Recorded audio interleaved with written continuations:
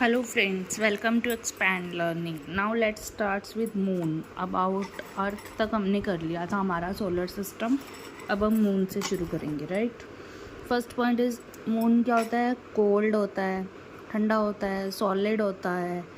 लेकिन मून पे एटमॉस्फेयर नहीं होता, वातावरण नहीं होता, वायुमंडल नहीं होता. ग्रेविटी इसकी 1/6 है as compared to Earth, behaving like reflector.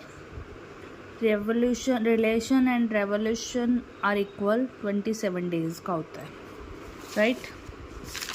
Next one is, यही वजह है कि हमें चंद्रमा का सदैव एक ही भाग दिखाई देता है.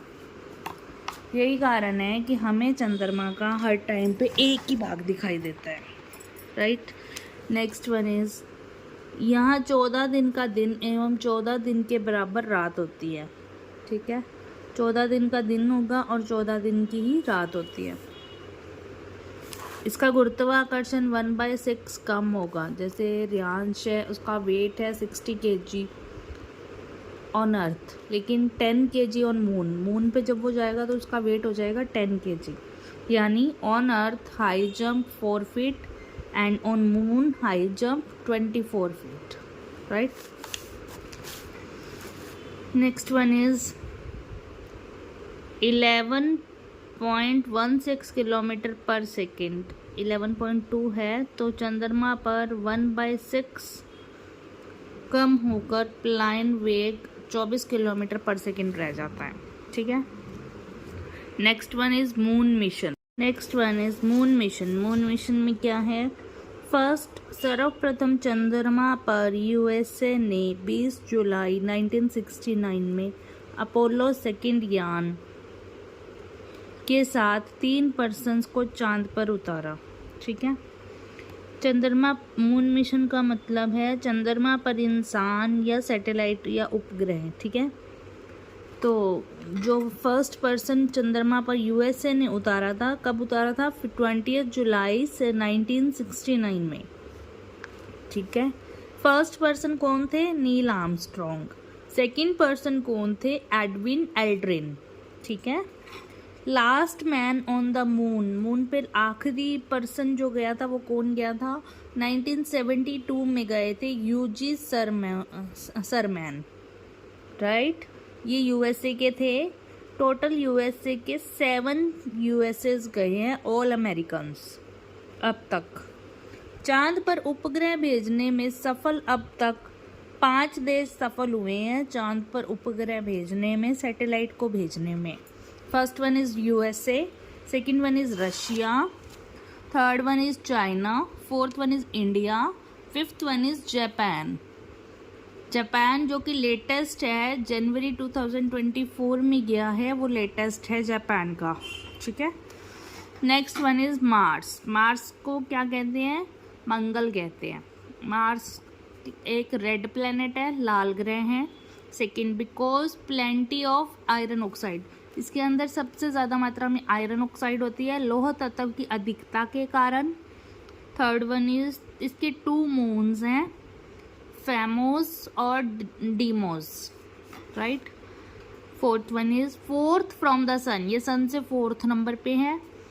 देन अनस्टेबल एटमॉस्फेयर, वहाँ का वायुमंडल अस्थिर है. वायुमंडल की गति 100 से 200 किलोमीटर पर आवर है. बवंडर यानी कि टोर्नाडो है, ठीक है. Then fifth one is Jupiter. Jupiter को हम बृहस्पति ग्रह या गुरु ग्रह कहते हैं. 5th फ्रॉम द सन, ये सूरज से 5th नंबर पे है. लार्जेस्ट कम हैवीएस्ट प्लैनेट, सबसे बड़ा और सबसे भारी ग्रह है. नेक्स्ट, इसका गुरुत्व भी यानी कि ग्रेविटी भी सबसे ज़्यादा है. मैक्सिमम एस्केप वेलोसिटी यानी कि सर्वाधिक पलायन वेग है. इसके मून्स में 87 to 89 चंद्रमा है, सबसे ज़्यादा चंद्रमा है इसके. Then Ganymede largest moon of our solar system है, सबसे बड़ा मून है. यूरोपा सेकंड नंबर पे आएगा, यूरोपा, राइट. देन सैचरन, शनि ग्रह। शनि ग्रह को कोल्ड प्लेनेट कहते हैं, लेटा हुआ ग्रह भी है ये। 6th फ्रॉम द सन है, सेकेंड लार्जेस्ट है। 3 कलरफुल रिंग्स हैं इसके आसपास, एटमॉस्फेरिक रिंग्स बोलते हैं उनको। देन शनि के चंद्रमाओं की संख्या बृहस्पति के बाद सबसे ज़्यादा है, यानी कि जुपिटर के बाद सबसे ज़्यादा चंद्रमाओं की जिसकी संख्या है वो शनि है, यानी कि सैचुरन है। इनकी कितनी है? 70+ है। कैसिनी और टाइटन, कैसिनी और टाइटन इनके चंद्रमा हैं जो मेन है। देन यूरेनस, यूरेनस को बोलते हैं अरुण ग्रह, ये येलो प्लेनेट है। देन नेपच्यून, नेपच्यून को बोलते हैं वरुण ग्रह। केतु, ये ब्लू प्लेनेट है, नीला ग्रह। सबसे खूबसूरत ग्रह है ये, यहाँ पर हीरों की वर्षा, रेन ऑफ डायमंड्स होती है। होप आपको अब तक का सारा सोलर सिस्टम समझ में आया होगा। प्लूटो इसमें इंक्लूड नहीं है क्योंकि प्लूटो ऑलरेडी बोना कैटेगरी में चला गया था, डिवार्फ श्रेणी में चला गया था। होप आपको अब तक का सारा सोलर सिस्टम समझ में आया होगा। मैं टोटल जो सोलर सिस्टम की फर्स्ट वीडियो भी डाली थी वो भी मैं मर्ज करके डाल दूँगी ताकि आपको अच्छे से क्लैरिटी मिल जाए। Thank you so much for watching. अब सोलर सिस्टम के बाद हम कुछ इम्पॉर्टेंट पॉइंट्स करेंगे, जैसे कि asteroid, shooting stars, meteoroids and black hole. ठीक है, इनके बारे में हम अच्छे से समझते हैं। एस्टेरॉयड क्या है? स्मॉल प्लैनेट है। यह मंगल एवं बृहस्पति ग्रहों के बीच असंख्य संख्या में छोटे छोटे पिंड हैं जो अपने परिपथ पर रहते सूर्य की परिक्रमा करते हैं तथा कभी कभी भटक कर मंगल पृथ्वी के तरफ खींचा जाता है। ठीक है, ये छोटे छोटे ग्रह हैं, पिंड हैं, इनको पिंड बोलते हैं। ठीक है, ये बहुत ज़्यादा संख्या में होते हैं। Then shooting star, shooting star होता है पुच्छल तारा। जब एस्टेरॉयड पृथ्वी के वायुमंडल के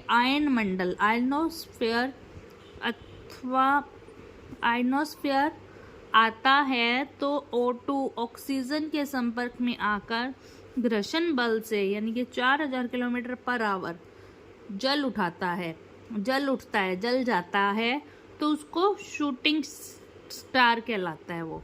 ठीक है, उसको शूटिंग स्टार कहते हैं। वो इतना ज़्यादा होता है, इतना ज़्यादा बल होता है कि वो जल जाता है, वो जलता है, तब उसको हम शूटिंग स्टार बोलते हैं। देन मेटेरॉइड्स, मेटेरॉइड्स को उल्कापिंड कहते हैं। जब शूटिंग स्टार अर्धजलीय रूप में पृथ्वी पर गिरता है अब इसको उल्कापिंड कहलाता है। कुछ शूटिंग स्टार अर्धजलीय हो जाते हैं तो वो पृथ्वी पर गिरते हैं, तब उसको उल्कापिंड कहते हैं, मेटेरॉइड्स कहते हैं। नोट, सर्वाधिक ध्रुवीय क्षेत्र में गिरता है। ये सबसे ज़्यादा कौन से क्षेत्र में गिरता है? ध्रुवीय क्षेत्र में। Next one is black hole. Black hole क्या है? यह एक बहुत ही बड़ा क्षेत्र होता है जो अति गुरुत्वाकर्षण का केंद्र कहलाता है, केंद्र पर होता है। अंतरिक्ष में यह दिखाई नहीं देता, केवल अनुमान लगाया जाता है। यह अपने आसपास अरबों किलोमीटर से गुजरने वाले प्रकाश की किरणों को भी निगल लेता है तथा कभी भी बाहर नहीं आने देता। नो वॉमिटिंग, मतलब बाहर नहीं आने देता। इसका नाम जब कोई बड़े सूर्य के आकार का तारा में विस्फोट होता है तो कृष्ण वीवर का निर्माण होता है। कृष्ण वीवर यानी कि ब्लैक होल। ठीक है, thank you so much for watching. Please subscribe ज़रूर करना।